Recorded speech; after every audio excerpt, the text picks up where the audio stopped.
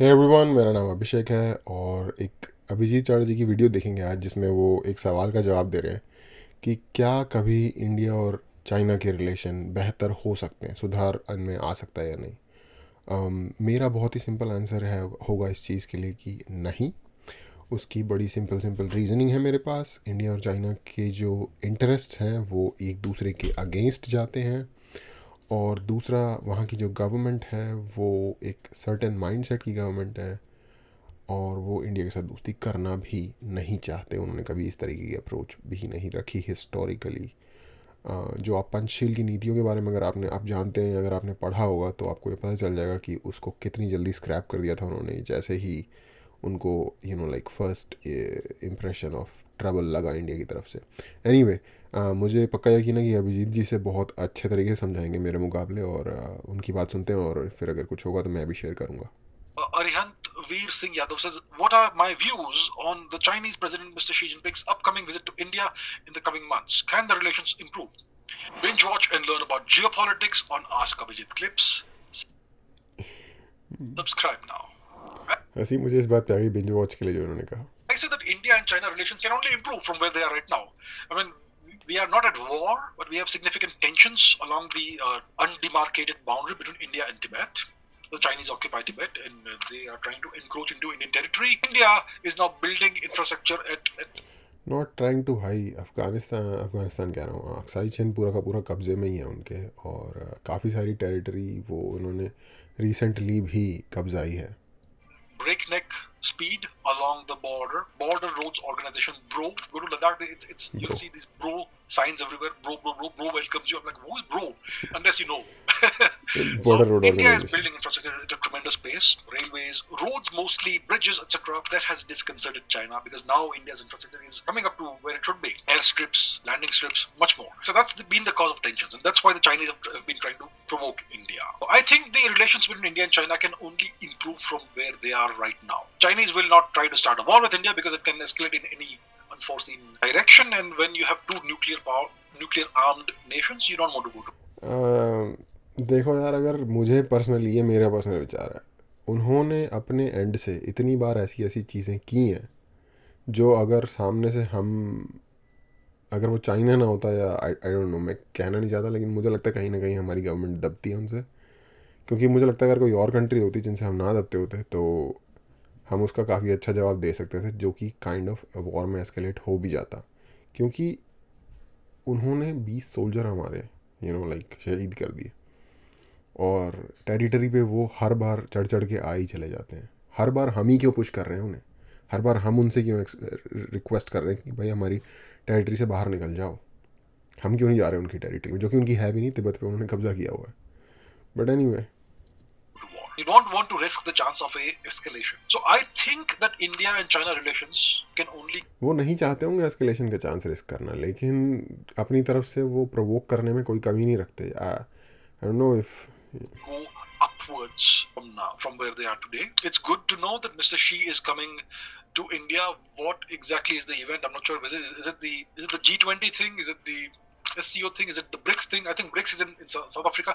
Something is coming up, and it's good that he's coming to India. I think there's a huge amount of potential for India and China, and also Russia in terms of cooperation. S C O तो नहीं हुआ, S C O तो अभी इस साल होके हटा है If we इंडिया can में। find a proper negotiated and fair solution to the border issue, which will need some give and take from both sides for sure. If we can do that, if we can achieve that, then there will be no more tensions, hopefully, along the border, which will be fully demarcated.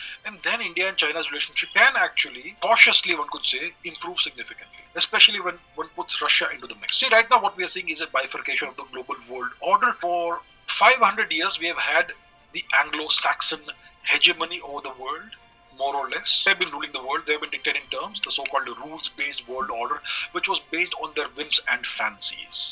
It's been an extremely exploitative system that has served to दुनिया की आज तक की history में जिसको ये बात बोल रहे हैं ना, एंग्लो सैक्सन ऑर्डर का जो टाइम बीता, रूल्स बेस्ड ऑर्डर का जो टाइम बीता है, इससे ज़्यादा प्रॉस्पेरस और ऑर्गेनाइज्ड और ह्यूमन लाइफ के लिए सपोर्टिव माहौल या वक्त कभी नहीं गुजरा।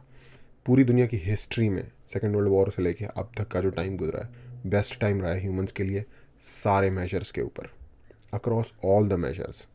हेल्थ केयर, एजुकेशन, लाइफ की क्वालिटी, हर चीज़ में लाइफ एक्सपेक्टेंसी, हर कोई आप पैरामीटर उठा लो और उसके ऊपर बेस्ट टाइम ह्यूमंस का जो इस अर्थ पे गुजरा है वो सेकेंड वर्ल्ड वॉर से लेके आज तक का टाइम है।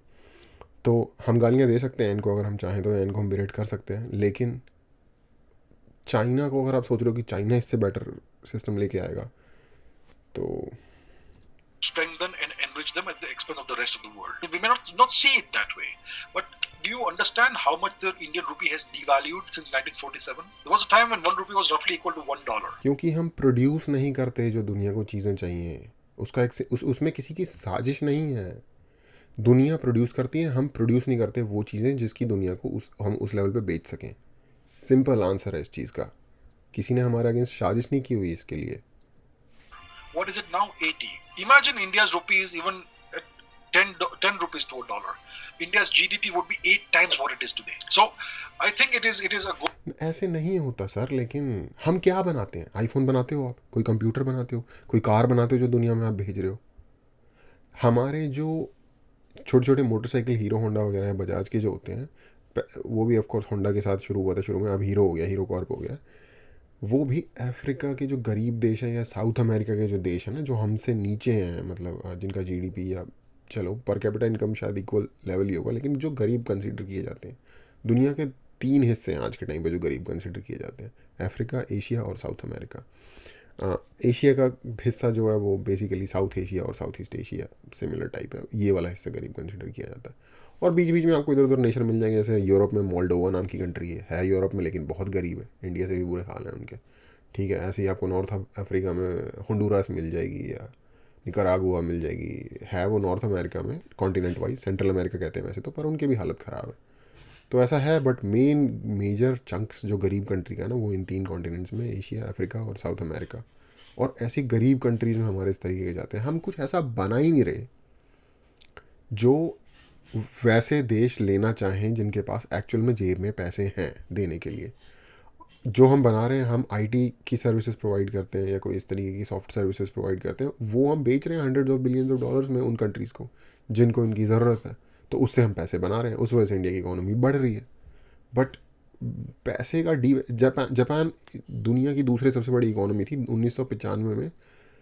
अब मैं सुन रहा था शायद अमेरिका की जीडीपी का लगभग 80-90% बन गई थी। 1995 की बात है, जहाँ जब स्टैग्नेट हो गई इसके बाद उनकी इकोनॉमी। वो लोग, उनकी इकोनॉमी येन, उनकी सॉरी करेंसी येन है, हमसे भी नीचे है, रुपए से कम वैल्यू है येन की। तो जबकि वो तो पूरी दुनिया के लिए कितना कुछ बेचते हैं। तो ये एग्जैक्टली इस तरीके से चीज़ें नहीं होती कि किसी ने हमारे अगेंस्ट कोई साजिश की हुई है। ये माइंडसेट एक्चुअली अफसोस के साथ कहना पड़ता है कि ये माइंडसेट पाकिस्तान की उस एलीट के लोग ना अपने बच्चों में भरते हैं कि अरे हमारे खिलाफ साजिश हो रही है इसलिए हम तरक्की नहीं कर पा रहे। और अगर हम भी इसी तरीके से अपने लोगों को बताना शुरू करेंगे तो वो भी उसी तरीके के पैरानोया में चले जाएंगे जैसे पाकिस्तानी होते हैं जनरली। और मैं पाकिस्तानी की कोई बेइज्जती नहीं कर रहा है यहाँ पे, बट उनको बहुत ज़्यादा ज़रूरत है अपने एजुकेशन सिस्टम पे काम करने की।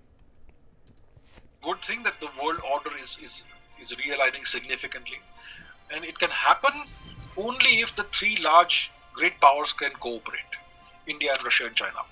And if one is out of this mix, it's not going to work. If they really want to create then it's not gonna work. मैं आज बोल देता हूँ, मैं आपको, मैं इनकी काफ़ी रिस्पेक्ट करता हूँ एज ए लाइक हिस्टोरियन और एनालिस्ट, लेकिन चाइना कभी नहीं बनेगा इंडिया का दोस्त हमारी रहती ज़िंदगी में, ये मैं क्लेम कर रहा हूँ आज, ठीक है। कोई भी मुझे आके पकड़ लेना अगर ऐसा हो जाए तो, कि इंडिया चाइना की दोस्ती हो जाए, दुश्मनी से अलावा हमारे पास कोई ऑप्शन नहीं है। हाँ, हम जितना ही मतलब युद्ध को टाल सकें और जितना ही मतलब लाइक एक दूसरे के अगेंस्ट जाने को टाल सकें, जितना टाइम हम इस चीज़ से ले सकें उधार, उतना ही बहुत है। ज़ीरो एक्सपेक्टेशन इनके रिलेशंस कभी बेटर होंगे। आपने माओवाद का नाम सुना होगा इंडिया में, हज़ारों लाखों लोग मर चुके हैं आज तक इंडिया में माओवाद की वजह से। अगर आपको नहीं पता, अगर आप शहरों से हो या फिर वेस्टर्न इंडिया से, महाराष्ट्र, दिल्ली, नॉर्थ इंडिया वगैरह से हो, आपको नहीं पता तो एक रेड कॉरिडोर है इंडिया में जो कि साउथ ईस्ट ऑफ इंडिया पड़ता है, ठीक है। लाखों बंदा मर गया वहाँ पे चाइना के क्रिएटेड फ्यूल्ड आइडियोलॉजी की वजह से। पाकिस्तान से जो टेरर आता है उसकी बहुत बात होती है, जो चाइना से जो टेरर आता है उसमें शायद सैकड़ों गुना ज़्यादा लोग मरे होंगे जो पाक से टेरर आता है। कोई बात तक नहीं करता, अवेयरनेस तक नहीं है उस चीज़ की। more fair and equitable world order, and to finally put an end to the Anglo-Saxon hegemony. अच्छा, ये कह रहे हैं कि अगर ये चाइना रशिया और इंडिया का वर्ल्ड ऑर्डर आ जाएगा तो फेयर होगा। हमने और किस चीज़ में क्या फेयर काम कर लिया है चाइना ने या इंडिया ने रशिया ने, जो इनका वर्ल्ड ऑर्डर अगर आ जाता है तो वो फेयर होगा? ये बताओ ज़रा मुझे, क्या इस चीज़ किस बेसिस पे आप ये बात क्लेम कर रहे हैं? Hegemony over the world. For that, these three great powers have no option but to work together. I think the weakest But they link won't. in this grouping, in BRICS, is China because of their hegemonic and expansionist and imperialistic policies. And I think it's time for China to wake up and या उनकी hegemonic policies हैं, imperialist policy हैं, उनके plans हैं। आपको वो अरुणाचल प्रदेश जो कि इंडिया का एक स्टेट है उसे क्लेम करते हैं, वो कहते हैं ये हमारी ज़मीन है। पूरा का पूरा लद्दाख वो क्लेम करते हैं। कैसे? और wolf warrior smell the coffee of how things are going. It's very clear now that this is going to be the Indian century. Most Indians will not agree with me because they look around and they see, oh, kuch nahi ho raha hai. Wait until 2030 and see where India is. The Chinese are not stupid. They will know how things are going and in what direction the world is going. They will obviously keep on working towards making their nation more powerful. Why not? They have the right to do it. I have nothing against that.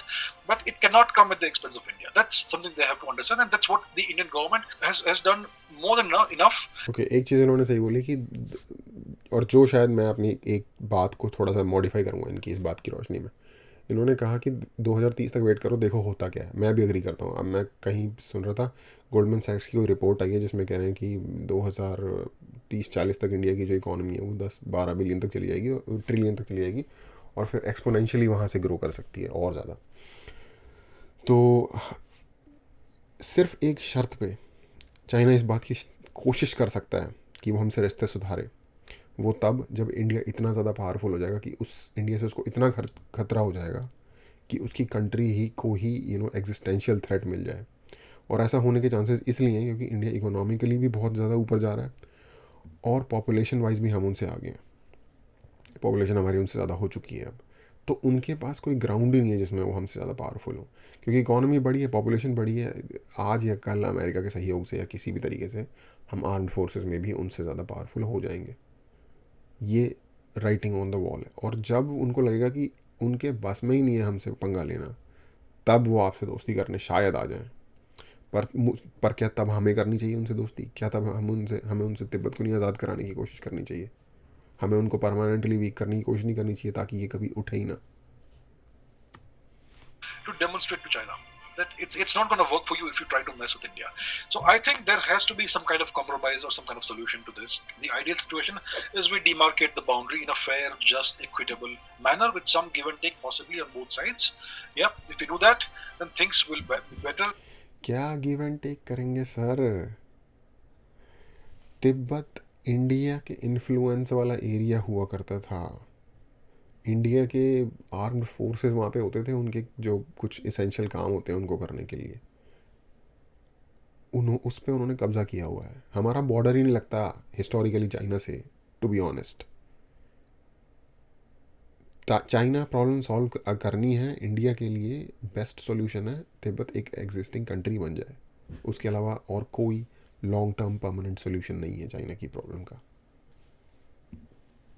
And then India and China and Russia can work together to really create a proper, good, just, fair, equitable system that is apart from the Anglo-Saxon hegemonic system that we have experienced for the past 500 years. And because we have lived under this system for 500 years, we don't see anything wrong with it, most of us. Unless you go deep into it and see what they're doing, to exploit everybody else. So I think it's a very good sign that Mr. Xi is coming to India. Humanity की जो existence है ना, human nature जो है, उसमें ये बात automatically exist करती है कि कुछ भी परफेक्ट हो ही नहीं सकता। और इसलिए नहीं क्योंकि 500 सालों से हम इस सिस्टम में रह रहे हैं तो इसलिए हमें एंग्लो सैक्सन सिस्टम परफेक्ट लग रहा है। परफेक्ट ये नहीं है, किसी को परफेक्ट नहीं लग रहा, बहुत दुनिया में प्रॉब्लम्स हैं। बट ह्यूमन हिस्ट्री उठा के देख लीजिए, किसी भी मैट्रिक पे ह्यूमंस की कंडीशन इस टाइम में सबसे बेहतर रही है दुनिया में। ये जो चाइना आज इतना अपने आप को उछल रहा है और उड़ रहा है और दुनिया की फॉरमोस्ट पावर बनने की कोशिश कर रहा है, सारे इनकी पूरी की पूरी वेल्थ वेस्ट से आई है। वेस्ट को सामान बेच बेच के इन्होंने अपनी पूरी वेल्थ कमाई है। he will be in consultation with Prime Minister Modi and other leaders, but it's mainly about India and China from my perspective. The relations need to improve. It's going to be good for India as well as for China and for much of the global south, the so-called global south, which is Africa. और ये क्या global south बकवास है यार, ये सिर्फ सुनने में बहुत अच्छा लगता है कि हमने ग्लोबल साउथ के साथ लाइन कर लिया है। पैसे हमारे अभी भी अमेरिका, कनाडा, यूके इनसे ही आते हैं। कनाडा तो चलो छोड़ दो, अमेरिका से ही आते हैं। पैसे आप कहाँ से कमाते हो? ग्लोबल साउथ से पैसे कमाते हो। यूएई, सऊदी, यूएसए, ये हैं आपके सबसे बड़े ट्रेडिंग पार्टनर। जापान, कोई ग्लोबल साउथ कुछ नहीं कर रहा हमारे लिए।